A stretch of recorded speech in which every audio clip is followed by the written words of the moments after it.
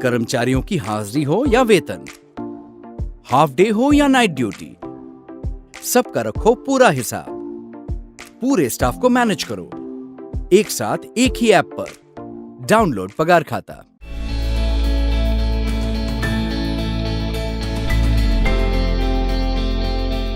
कम समय में दरभंगा एयरपोर्ट की पहचान पूरे देश भर में हो गई है और 5 जुलाई को एक नया अध्याय इस एयरपोर्ट से जुड़ने वाला है। वो ये कि अब तक जो उड़ानें हो रही थी वो सिर्फ स्पाइस जेट यहाँ से अपनी सेवा दे रहा था।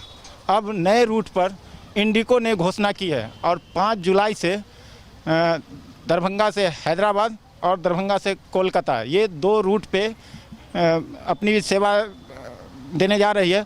इसके लिए टिकट की बुकिंग भी शुरू हो गई है और 5 जुलाई से ये सेवा प्रारंभ होगी। अभी हम दरभंगा एयरपोर्ट पे हैं। इत्तेफाक है कि यहाँ नगर विधायक संजय सरावगी मौजूद है जो किसी रिश्तेदार को छोड़ने आए थे। हम खुद इनसे जानना चाहते हैं कि क्या है इसके अंदर जो हुई है, वो सच्चाई क्या है, क्या है। दरभंगा एयरपोर्ट 6 महीने में नए नए कीर्तिमान भी स्थापित कर रहा है और इस पूरे मिथिला के आर्थिक उन्नति के लिए कार्य भी कर रहा है।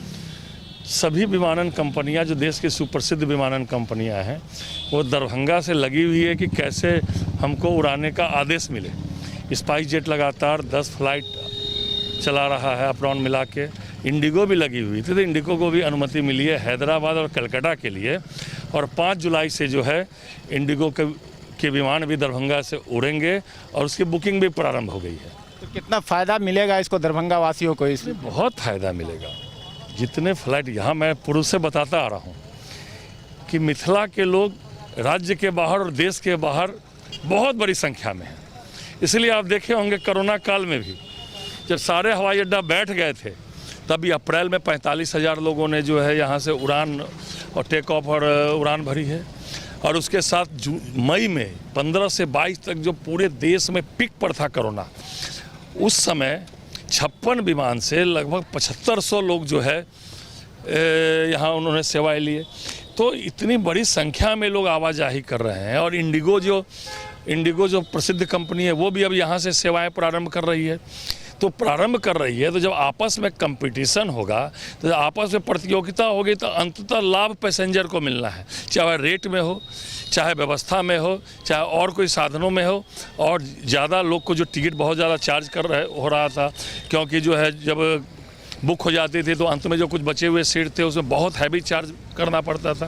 तो अब एक और विमान कंपनियां बढ़ गई तो अब रेट भी कम हो जाएंगे, आपस में प्रतियोगिता होगी तो सुविधाएं भी अच्छी मिलेगी, अंतर लाभ उपभोक्ता को। और मिथिला इस एयरपोर्ट से मिथिला की आर्थिक उत्थान बहुत तेज़ी से हो रहा है।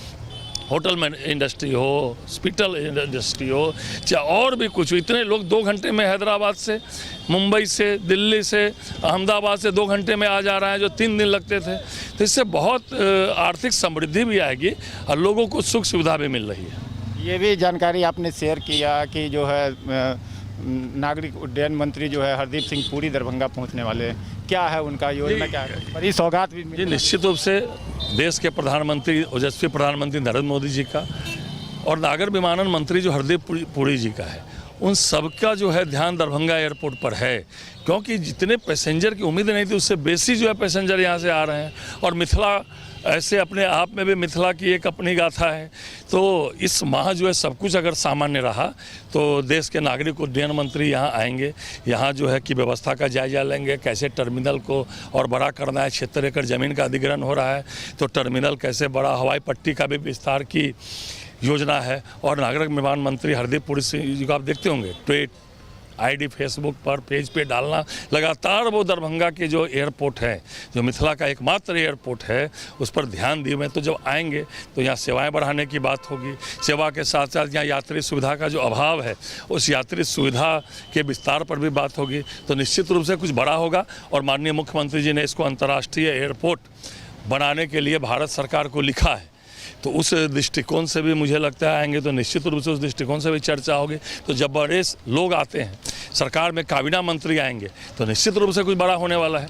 घोषणा होगी अंतर्राष्ट्रीय हवाई अड्डा का, घोषणा उम्मीद करें हम लोग की होगी? नहीं, अब क्या होगा वो तो आएंगे, लेकिन यह मिथिला का एकमात्र एयरपोर्ट नंबर 1 उड़ान में है देश में।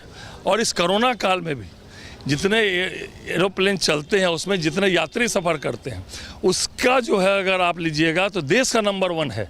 जो 54 प्लेन उड़े और 7400 जो है इस कोरोना के पीक पीरियड में जो है पैसेंजरों की आवी जावी हुई, और अप्रैल माह में 320 टेक ऑफ और टेक ऑन करके लगभग जो है 45,000 पैसेंजर यहाँ से उन्होंने सेवाएं ली। तो निश्चित रूप से अपने आप में जो है बोलता है कि यहाँ कितने यहाँ फर्टिलिटी है एयरपोर्ट के मामले में, तो निश्चित रूप से कुछ बड़ा होगा ही। लेकिन जो देखा जा रहा है कि यात्रियों की संख्या काफ़ी ज़्यादा है, उसके मुताबिक यहाँ हम बात करें तो सुविधाएं बहुत कम है, और जो एयरपोर्ट अथॉरिटी है उसके भी आदमी बहुत ज़्यादा कम है बाकी एयरपोर्ट के तुलना में। तो क्या इस पर कुछ मैंने पत्र भी लिखा है नागर विमानन मंत्री जी को।